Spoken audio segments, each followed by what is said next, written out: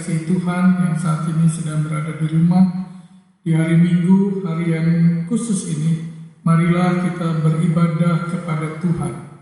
Kita siapkan hati kita dengan berdiri dan bersukacita, kita naikkan nyanyian, mari kita puji Dia.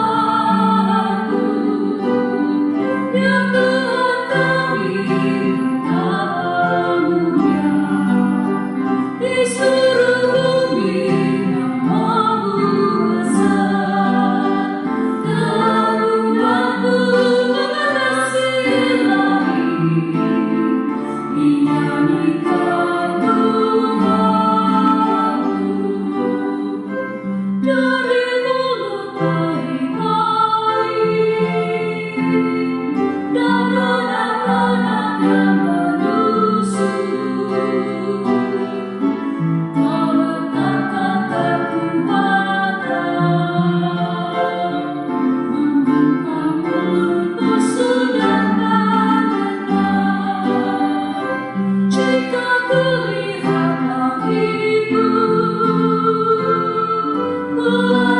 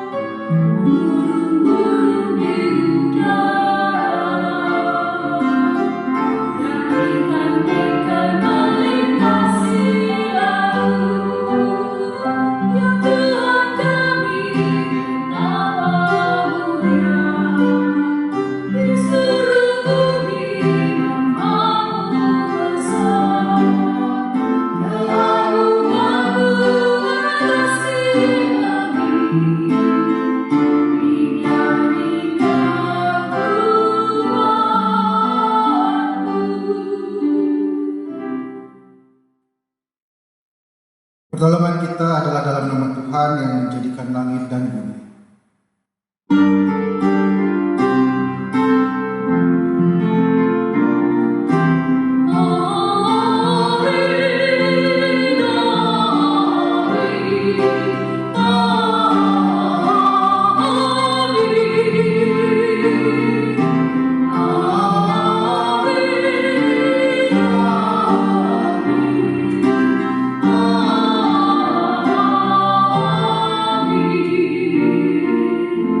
Salam sejahtera bagi saudara-saudara yang datang di dalam nama Tuhan. Tuhan beserta saudara. Dan beserta saudara juga.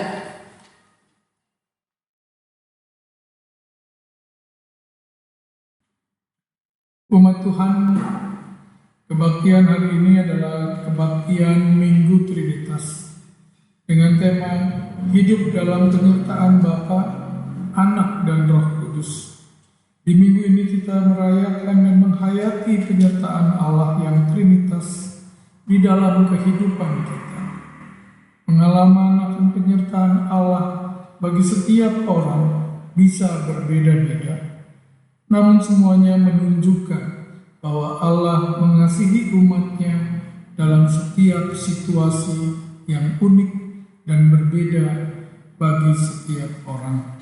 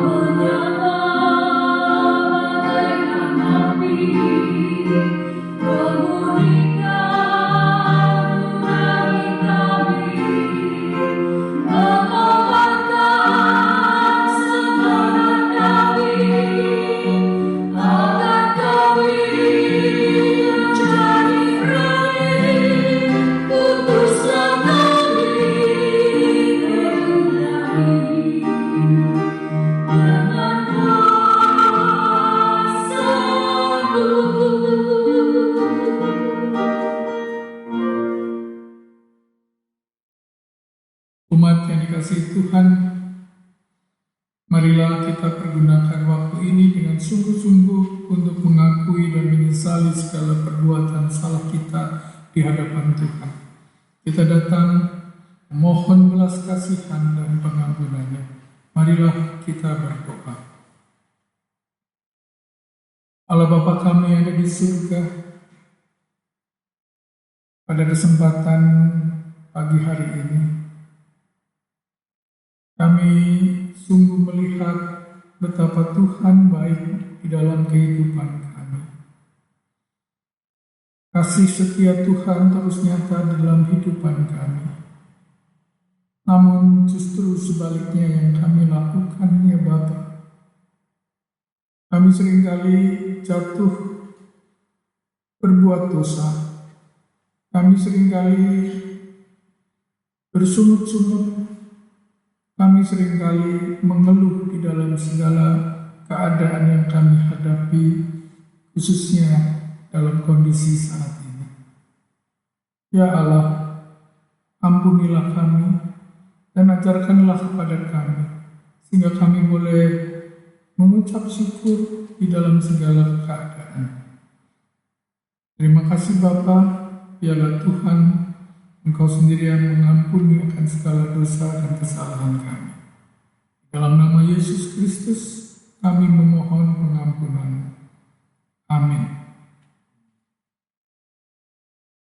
Mari kita berdiri, dengarkanlah firman Tuhan yang menjadi berita anugerah bagi kita pada pagi hari ini.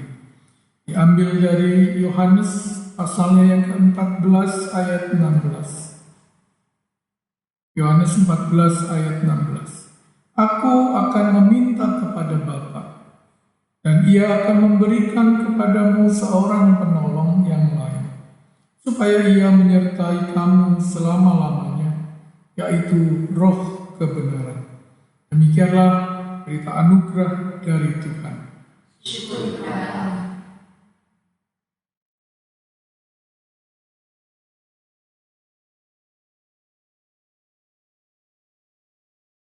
Saudara-saudara, kita akan mendengarkan firman Tuhan. Untuk itu mari kita berdoa. Bapa di surga, kami bersyukur untuk kesempatan yang Kau berikan.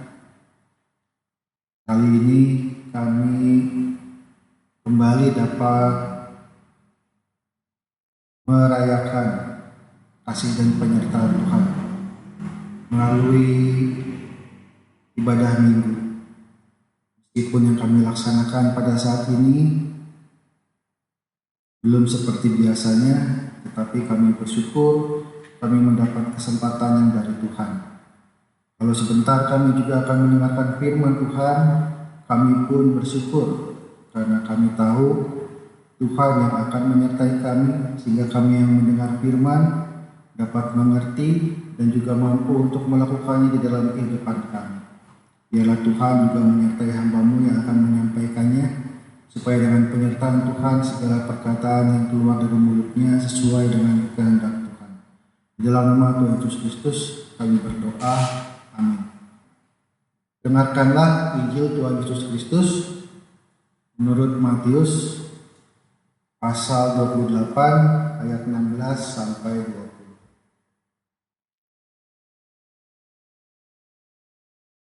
Dan ke-11 murid itu berangkat ke Galilea, ke bukit yang telah ditunjukkan Yesus kepada mereka. Ketika melihat Dia, mereka menyembahnya, tetapi beberapa orang ragu-ragu. Yesus mendekati mereka dan berkata, "Kepadaku telah diberikan segala kuasa di sorga dan di bumi. Karena itu pergilah, jadikanlah semua bangsa muridku, dan baptislah mereka dalam nama Bapa dan Anak dan Roh Kudus, dan ajarlah mereka melakukan segala sesuatu yang telah kuperintahkan kepadamu. Dan ketahuilah, aku menyertai kamu senantiasa sampai kepada akhir zaman." Demikianlah Injil Tuhan Yesus Kristus. Berbahagialah mereka yang mendengarkan firman Allah dan yang memeliharanya. Haleluya.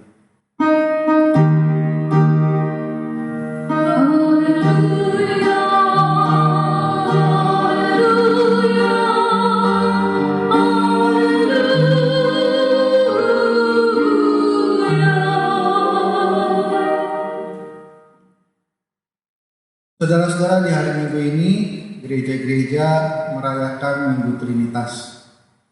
Kalau kita cari di Alkitab kata Trinitas, kita tidak akan menjumpainya.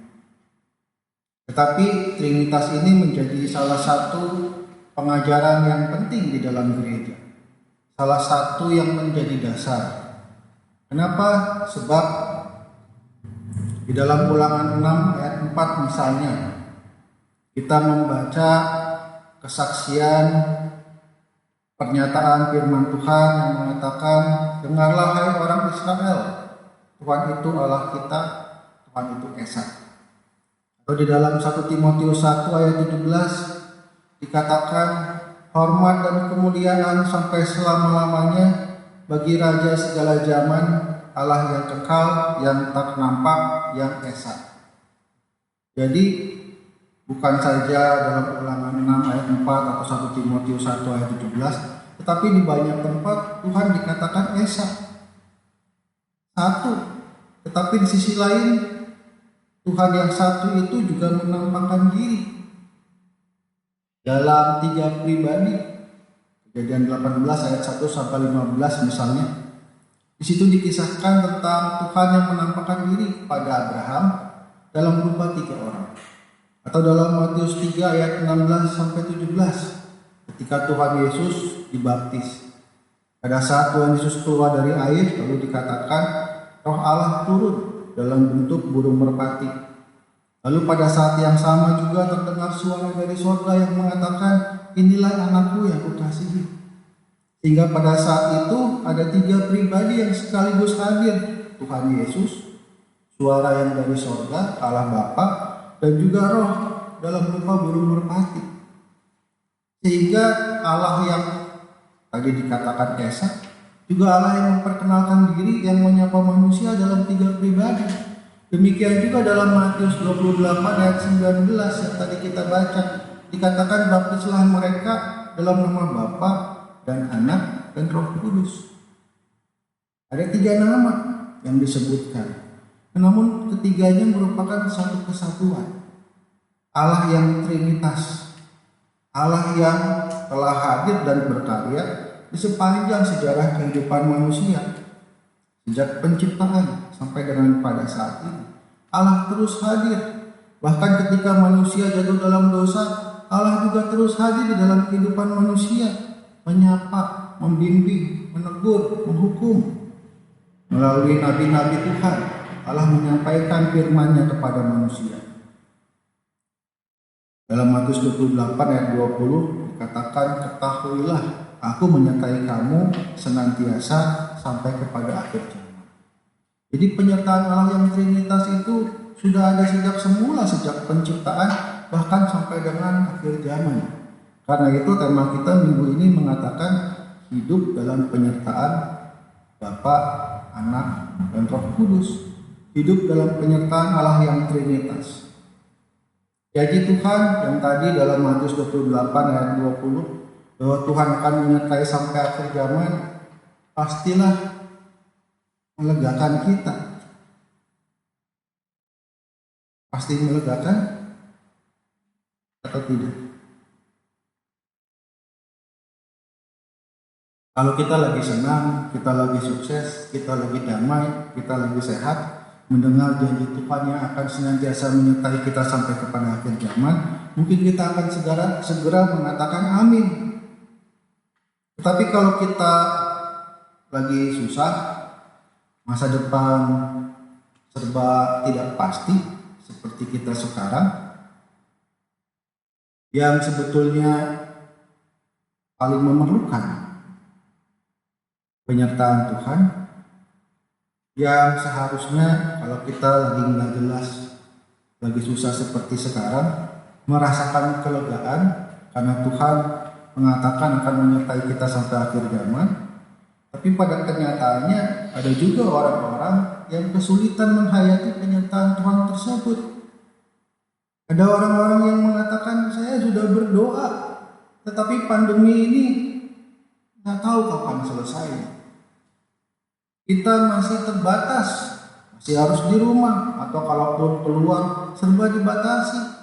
Tabungan sudah semakin menipis, pekerjaan juga semakin terancam. Karena kalau perusahaan tidak bisa menjalankan bisnisnya, kan juga pasti akan ada dampaknya terhadap karyawan. Sebagian bahkan mungkin sudah terpaksa dirumahkan, di PHK. Padahal sudah berdoa. Apalagi bagi mereka yang menjadi korban virus corona ini. Sehingga menghayati penyertaan Tuhan jadi tidak mudah.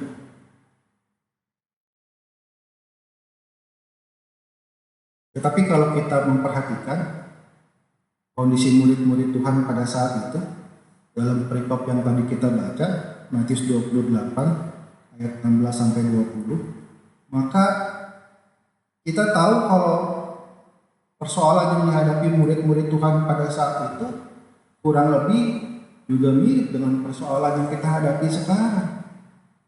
Masa depan mereka tidak pasti. Belum lama mereka melihat Tuhan Yesus, guru mereka, ditangkap, dianiaya, disalibkan, dan dibunuh. Kita tahu bagaimana mereka meresponnya, mereka ketakutan, mereka bersembunyi. Tapi kemudian Tuhan Yesus yang mati itu juga kemudian bangkit. Kebangkitan Tuhan pasti membawa pengharapan yang baru. Mereka yang terpuruk di dalam lembah kekelaman, di dalam ketakutan dan kebingungan, sekarang mereka melihat Tuhan yang bangkit. Tapi Tuhan yang bangkit kan tidak menyertai mereka, tidak bersama-sama dengan mereka terus-menerus seperti sebelumnya. Situasinya tidak lagi sama, tidak lagi seperti dulu. Betul, Tuhan menampakkan diri berkali-kali, tetapi Tuhan tidak lagi bersama-sama dengan mereka. Kehadiran Tuhan seperti sebelumnya, sebelum Tuhan Yesus disalib, sudah tidak seperti itu lagi. Lalu dalam bacaan kita, Tuhan Yesus berjanji akan menyertai sampai akhir zaman. Tapi kemudian itu kan disampaikan sebelum Tuhan Yesus terangkat ke sorga, ya kan? Tuhan Yesus menyampaikan janji akan menyertai sampai akhir zaman. Lantas mereka melihat Tuhan yang berjanji itu naik ke surga. Kira-kira apa yang ada di dalam hati dan pikiran murid-murid pada saat itu?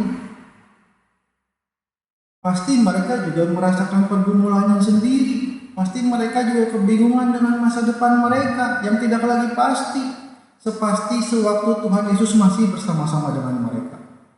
Kalau waktu Tuhan Yesus ada kan jelas, ya kan? Apa yang mereka kerjakan, yang mereka mengikuti Tuhan. Mereka mendengarkan pengajarannya, mereka menuruti perintahnya. Kalau mereka nggak mengerti, ya mereka dapat bertanya. Tetapi sekarang relasi murid-murid dengan Tuhan sudah berbeda. Bukan lagi relasi yang fisikal, tetapi lebih ke relasi yang rohani. Ketika Tuhan Yesus naik ke surga, lantas apa yang harus mereka kerjakan? Betul, Tuhan Yesus memberikan perintah di situ, pergilah jadikanlah semua bangsa muridku. Tapi bagaimana itu dilakukan? Mereka belum pernah melakukan suatu tugas yang baru. Mereka harus menjalani apa yang sekarang istilahnya the new normal. Sesuatu yang normal, tetapi yang berbeda dengan yang sebelumnya. Mereka harus menjalani kehidupan tanpa Tuhan yang hadir secara fisik. Mereka yang waktu bersama-sama dengan Tuhan dipuji-puji, dinanti-nanti, orang berbondong-bondong datang ingin mendengar pengajaran Tuhan Yesus, ingin melihat mujizat yang dilakukan. Meskipun berakhir grafik penularan virus corona ini melandai, kan kita juga tetap harus memelihara kebiasaan yang baru. Tetap harus menjaga jarak, harus memakai masker. Kalaupun sudah diizinkan beribadah di gereja, maka tidak bisa lagi seperti dulu. Dulu kita mengharapkan gerejanya penuh. Sekarang kita harus menjaga supaya gerejanya nggak penuh. Sekali bertolak belakang dari harapan. Tapi itulah cara hidup yang baru menyesuaikan dengan keadaan kita. Kita harus hidup lebih hemat, kita harus kerja lebih giat. Bahkan juga bagi sebagian orang harus memutar otak mencari cara bagaimana kebutuhan hidupnya dapat terpenuhi. Tidak mudah, betul. karena kita belum terbiasa, atau kalaupun sudah terbiasa tetap lebih nyaman yang lama.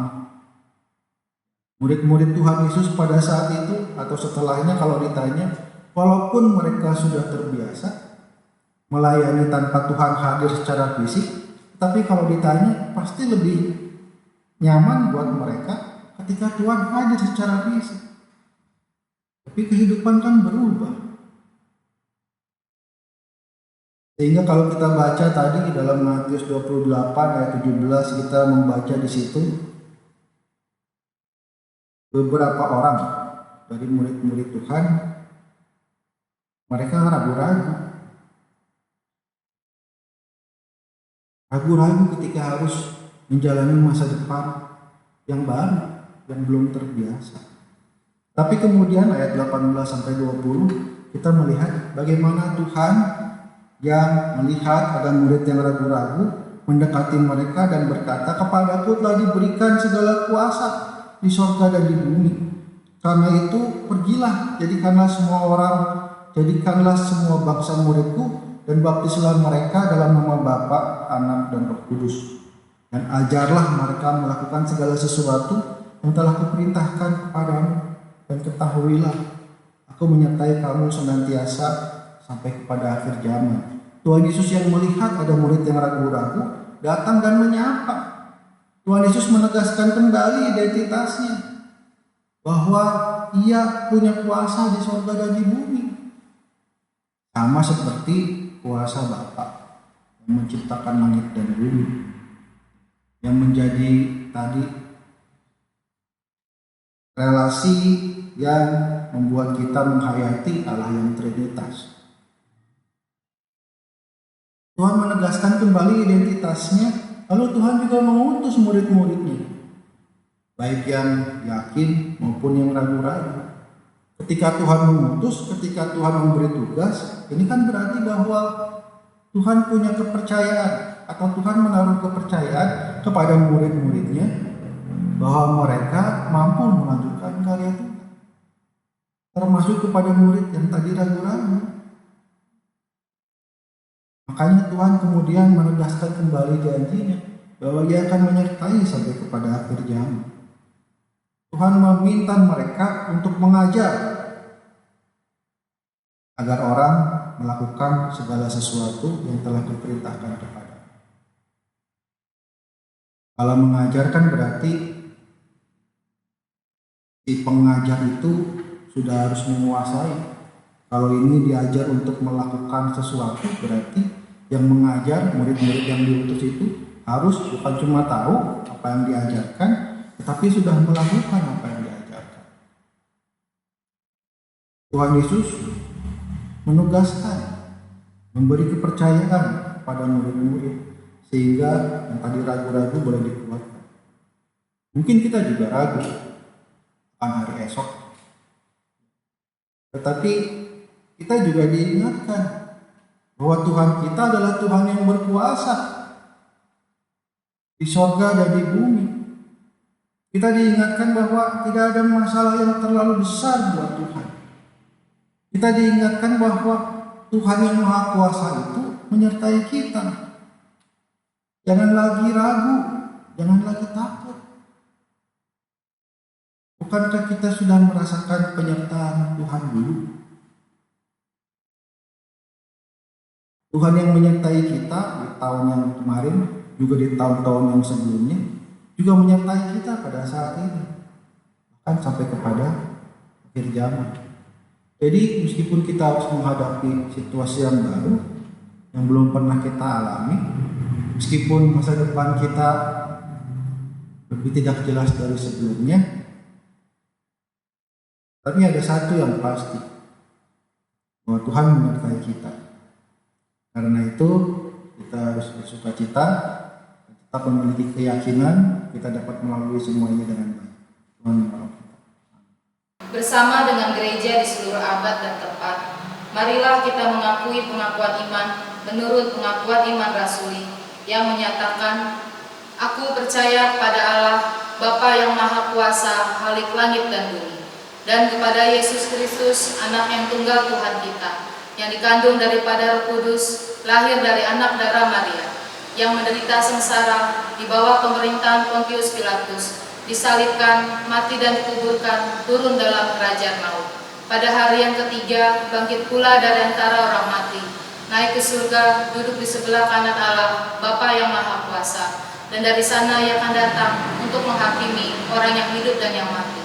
Aku percaya pada Roh Kudus, gereja yang kudus dan am, persekutuan orang kudus, bangkitan orang mati, dan hidup yang kekal. Amin. Saudara, mari kita berdoa.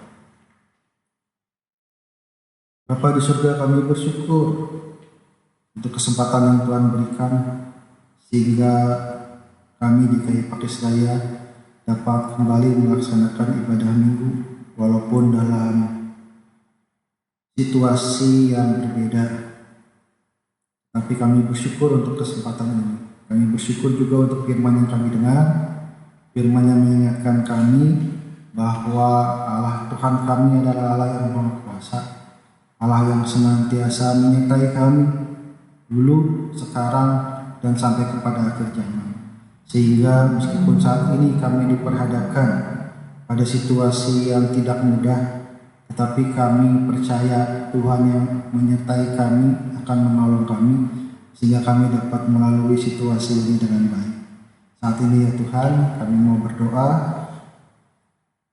untuk Ananda Pino pasca tindakan operasi. Kami percaya Tuhan yang menyertai di sepanjang proses operasinya juga akan menyertai di proses pemulihannya, supaya Pino dapat segera sehat seperti sebelumnya, dapat kembali melakukan aktivitasnya dengan penuh sukacita.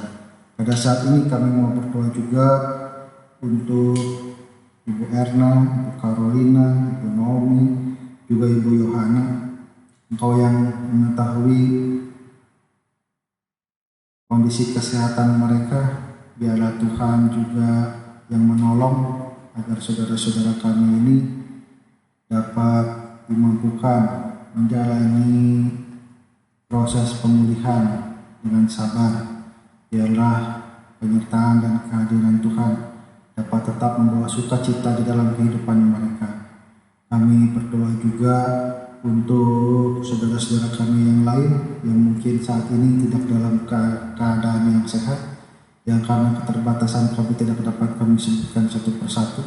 Biarlah kiranya Tuhan juga yang menyertai dan menolong mereka agar melalui pengobatan, perawatan, bahkan juga makanan yang mereka konsumsi, mereka boleh dipulihkan.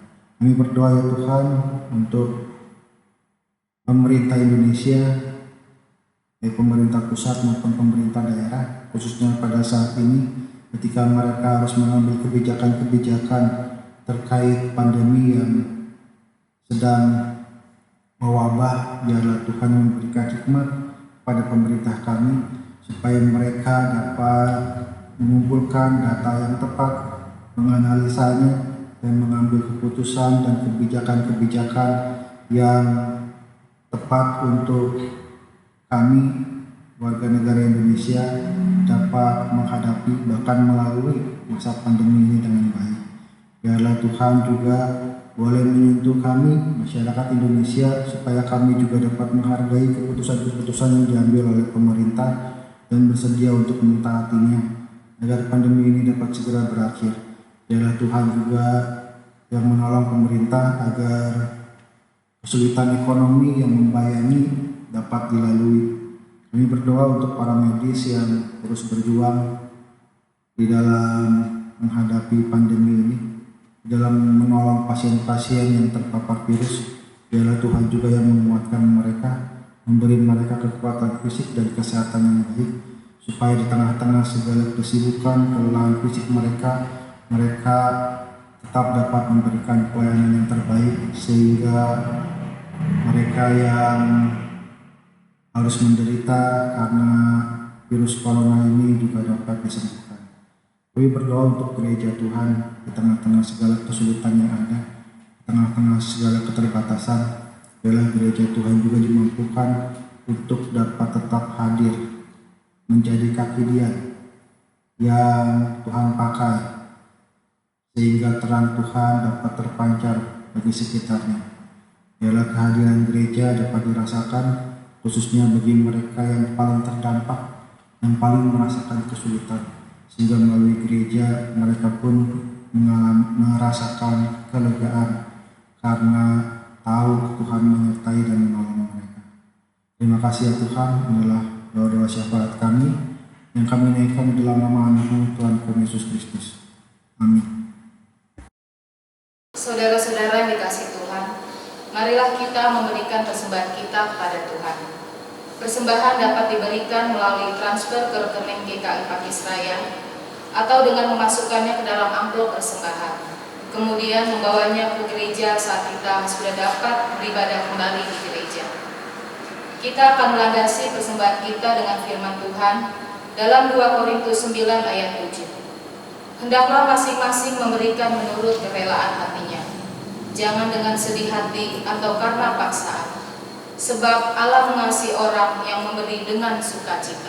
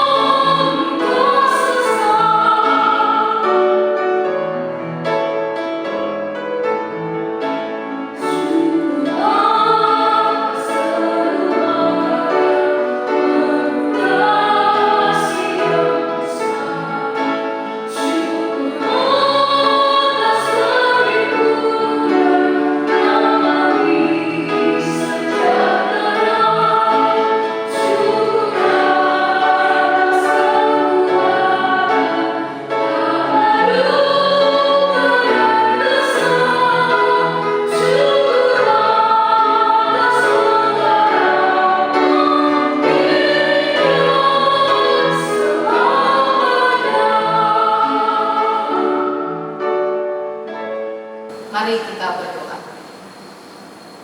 Bapa di surga, kami mengucap syukur atas segala berkat dan anugerah yang Tuhan berikan kepada kami.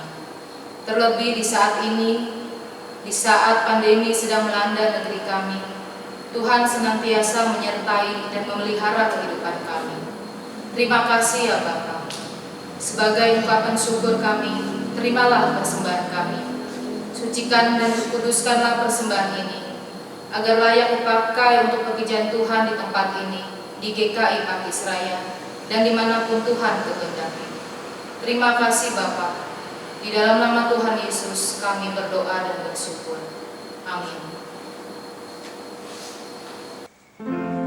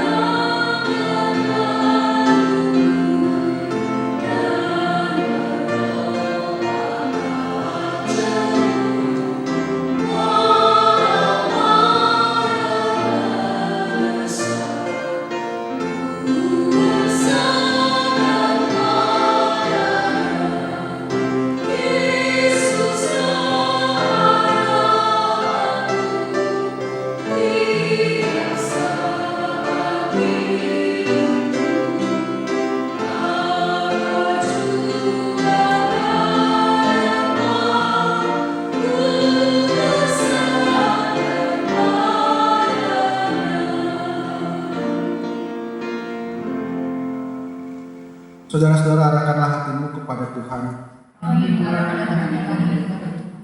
Jadilah saksi Kristus. Terpujilah Tuhan. Terimalah berkat Tuhan. Tuhan memberkati engkau dan melindungi engkau. Tuhan menyinari engkau dengan wajah-Nya dan memberi engkau kasih karunia. Tuhan menghadapkan wajah-Nya kepadamu dan memberi engkau damai sejahtera.